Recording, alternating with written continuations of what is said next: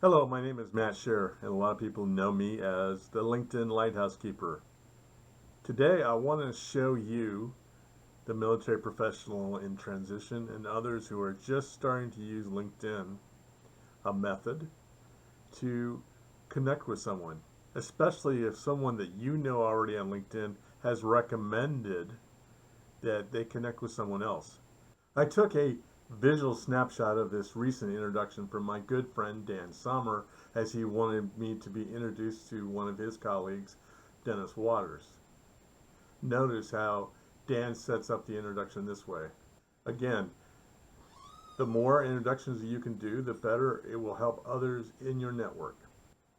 After getting this introduction via LinkedIn message, Dennis says a really good thing, and he follows up with a quick message to both Don and I about what we're doing with Military Transition Roundtable. Whenever I get an introduction like this, I always want to look at the person's profile just to take a quick look. In this case, I could see that Dennis is looking to find new opportunities after he leaves the military.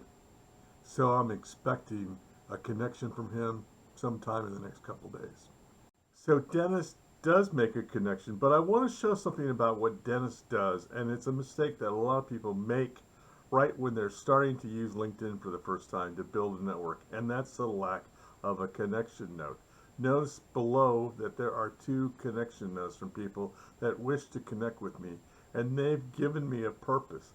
LinkedIn, for any connection message, is only going to give you 300 characters, but of those 300 characters, the first 60 or so have to be such that it clearly states the connection or the purpose. Notice how I've highlighted this possible message that Dennis could have sent me, and I've highlighted those first 60 characters in yellow because that's what I would have seen had he written a connection note and it was sent to my LinkedIn inbox. It's very important, if you want to build a worldwide network, that you begin every connection request with a purpose.